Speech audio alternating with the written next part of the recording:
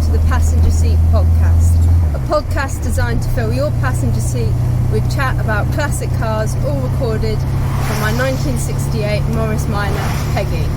I'm Becca, and today I'm doing the pickup drive of my partner from work. It's a horrible rainy day, but I needed to give Peggy a good run because with lockdown and things, she's not getting as many as she usually does, and the rain doesn't bother me too much, so hopefully the wind and rain doesn't bother you in terms of the audio too much either.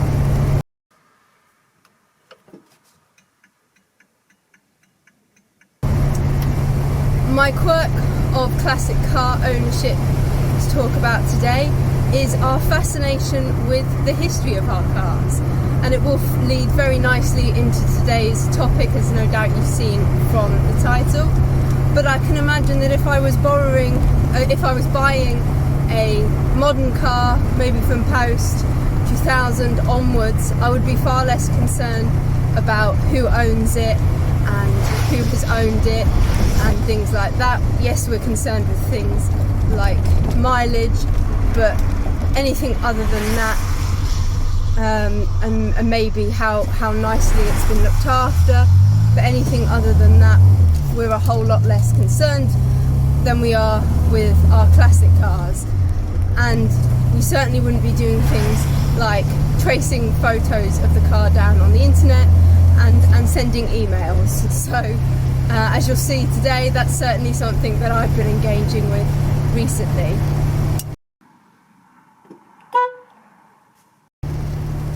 Now, classic car ownership is really very different for everyone. We've all got kind of different ideals when it comes to owning a classic car. Some people would like to own a car that's going to be a project. They can show off their skills and make it something of their own, whereas others are much more interested in having a reliable, usable, working car that they can immediately start enjoying on the road, because there's certainly some enjoyment to be had by those who are restoring cars in its own way, but we're all looking for lots of different things. And some of that information can come from the history of our cars. Something that you often see mentioned in the sale of a classic car is the huge amounts of information that it's coming with. Peggy herself came with a huge briefcase of a lot of work that had been done to her and things that I could look through and find out lots of information, and I'll go into a bit more detail about that in a minute. But if we haven't got that sort of information, we're often heavily reliant on the honesty of the current owner, the knowledge of the current owner, and what we can decipher from that.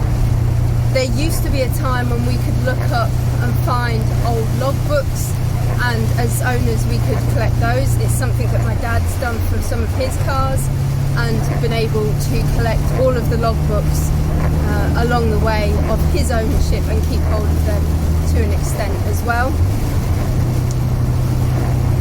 But that's not an option anymore.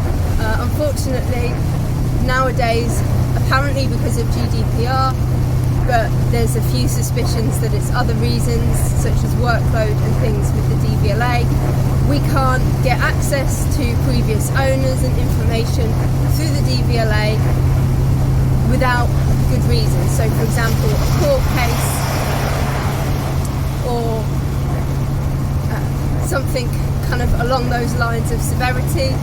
And there's lots of information on the DVLA's website about finding out whether or not your search for more information about your car is going to be eligible.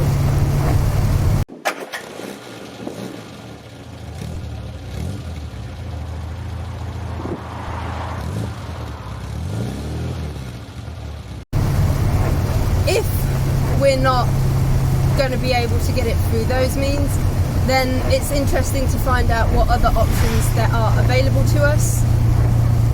There are a few websites, particularly car insurance websites, that I found whilst doing some research for this podcast, that make some interesting suggestions about what our options are as classic car owners for finding more information about our cars, and I tried some of those out, and I'll go through some of those in today's podcast.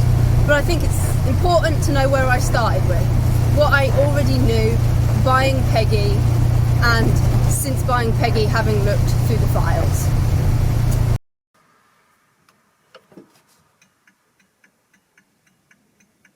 So I was buying Peggy from a gentleman in Willingham, and he told me that Peggy was bought by him just over a year before I bought it off her, intended to go and basically live at his holiday home in Norfolk and be his holiday car. But with the pandemic and with his vast collection of other classic cars, it was decided that she was best, his least favourite, to go on to another home. So on that case, I can date her to about 2019, early 2019. Prior to that, I've got a huge briefcase with really quite a lot of detail that dates back to the beginning of the 90s, really. In the beginning of the 90s, it looks like she was owned by a gentleman in Peterborough, literally just round the corner from my current workplace, which is just the craziest coincidence, and the coincidences do not end there. And by the looks of her MOT certificates and things like that, she moves to North Wales, possibly near Conwy, in the mid-1990s. From that point, we see her moving actually back to Peterborough, a road round the corner from her original house, and also very close to my current place of work in the early 2000s. Now, by the looks of it, she lived there until about 2014, according to all the things like letters about getting some work done on her, and orders for parts and things like that. I can't find, looking up the addresses from the paperwork on Google Maps, any kind of photographs of her there, but there is a garage, there are some other classic cars there, so that was quite interesting to see that this person was obviously kind of doing quite a lot of work on her alongside owning other classic cars at the time. And then, according to my files, a gentleman named Malcolm owned her and was living in Bolton at the time, so quite a big move for her. And following Malcolm, it believes that that is when the gentleman that I bought her off purchased her. Now, according to my V5, I can also see that there was 5 previous owners, so I am Peggy's 6th owner, and according to the names I have, I'm her first female owner. But there is a missing name. There's only 4 names that I have, and I'm presuming that the guy that bought her in the early 1990s bought her off her original owner and started restoring her from then. And so that very first owner is someone who I am missing the name of, and may have been something that under the old schemes I could have worked out.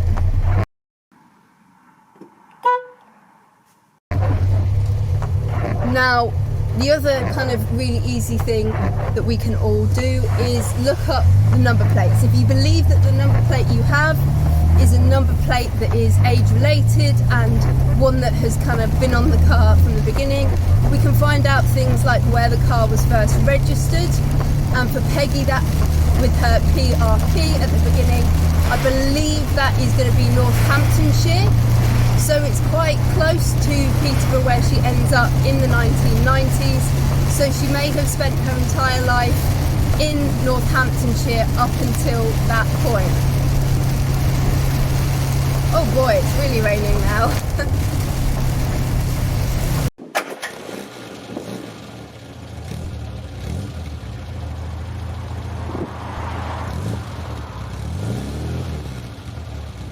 So I I decided to look and see what advice was out there for us classic car owners who want to track down some more information about our cars.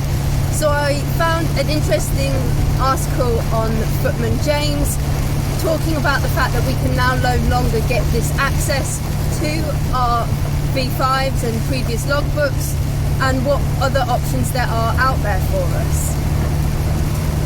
Now, the first option was to Google the reg plate, and to me this seemed like a really obvious thing, but not something that I had thought of doing at all. I've owned Peggy now for a year and certainly not tried that at all. And I was really surprised to see that actually stuff came up. I managed to find a Flickr page with a huge amount of photos of her, all uploaded about 2014. And it was really interesting to see the kind of state that she was in, the level of kind of her bodywork, especially considering I could see how much work had been done on her and things from my files. So it was really interesting to find these photos. And I had looked at kind of the name associated with the Flickr account, and it wasn't a name that I had on my files.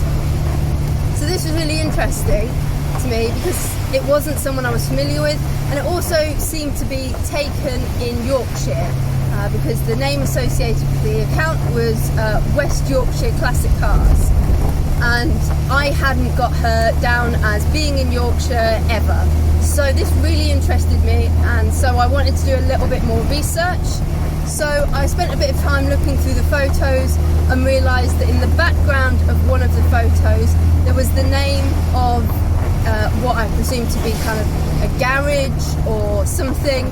So I looked it up, and I actually managed to find the place on Google, still running, still operating, still related to classic cars, and I sent them an email very quickly actually, and that was what really surprised me, was that I got a response really quite quickly, and that even though this was maybe 6 years ago, there was a response, there was some information given.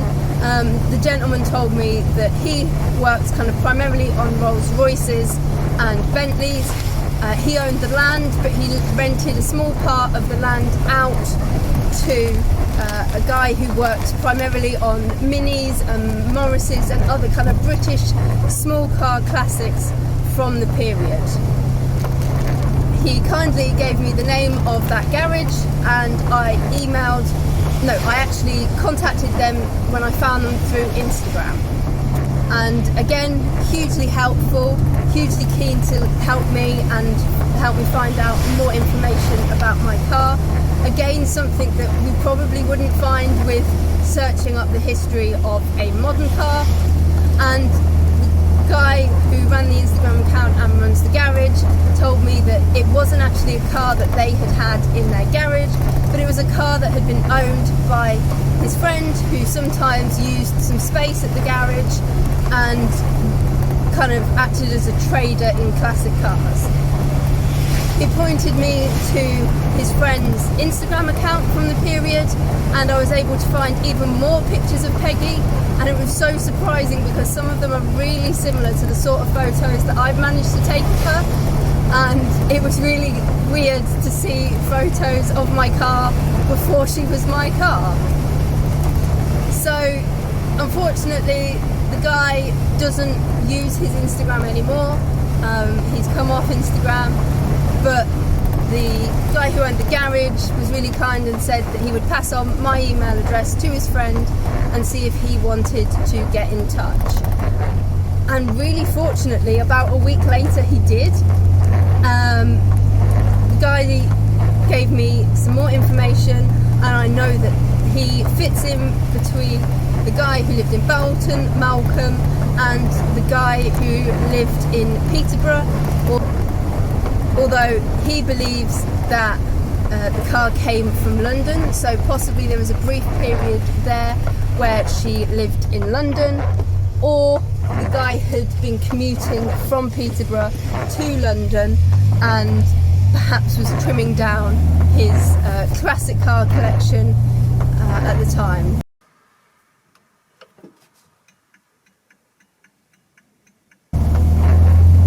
interestingly though, she was a non-runner when she came to Sam, the guy who I was put in touch with, and also had a few features that he had to change, but he didn't really get to finish all the work he wanted to do on her before he sold her on,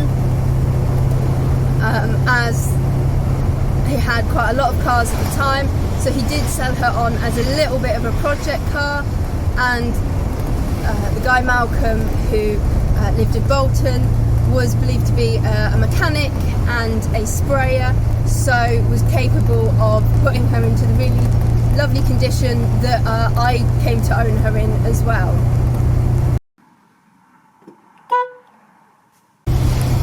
So I was really surprised at how much information I was able to get from literally just typing in the registration plate of my car, and I wanted to see if it was going to be something that would be useful to you guys at all. So I typed in the registration plates of my dad's 2 cars, and one of them, absolutely nothing came up, and that might well be because my dad has owned that car since kind of before the internet was what it was now, and so there really isn't much out there on her. And the other car, a few pictures of a rally that we did a few years back came up, and they were pictures that we hadn't seen, so it was really nice to come across those, but really not a huge amount there. So if your car has been owned by its current owner for a really long time, you're probably not going to find much out there, and you're not going to have as much success as I did. And I'm still in contact with the guy, getting a few answers to a few questions that I have, and I found out some really interesting stuff about things like about her engine that were unique, that having not had the chance to meet up with many other Morris Minor owners in my short ownership because of the pandemic, and kind of compare engine bays, it's been really useful to learn these unique things about my car.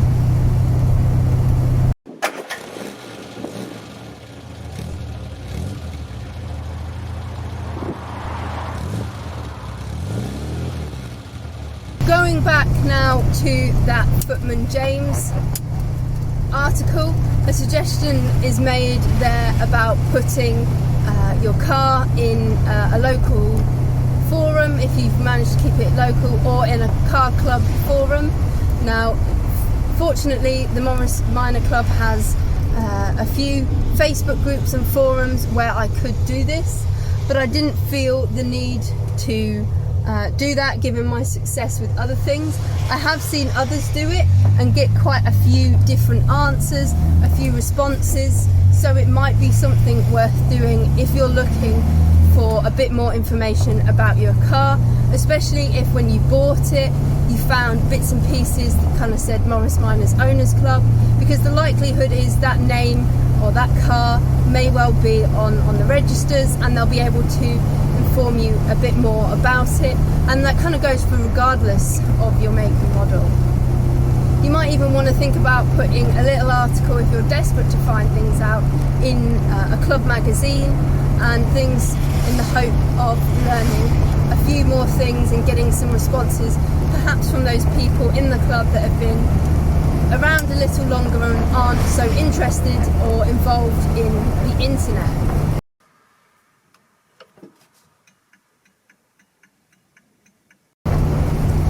But that's really where the trail goes a little cold for finding out more information about your cars.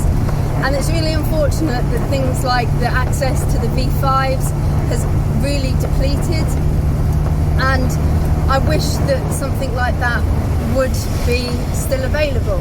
Classic cars aren't the same as modern cars in the respect that those people are still going to be kind of living at those addresses, or you don't even really need access to names. You could just get the idea of, oh, they were in this area of the country, and hopefully maybe access local clubs who might have different memories and different people who can give you information than your national clubs. You can also look into little garages and things like that were in the area who may have worked on the car if you've got even an idea of the area your car was in. I'm really lucky to have such a huge folder of history attached to Peggy, and I'm hoping to eventually maybe recreate some of those photos that I found on the internet if I'm ever passing the Yorkshire area. But also, it's really fun to think that when I'm driving her to work, she's probably passing somewhere where she spent the good part of 20 years. I really hope that you've enjoyed today's podcast. I'd really love to hear what history you know about your cars, if you've attempted to do any research about them, and if you've been successful and what sort of things have worked for you. I'll be back again next week with another podcast and hopefully some better weather. So happy motoring and safe driving.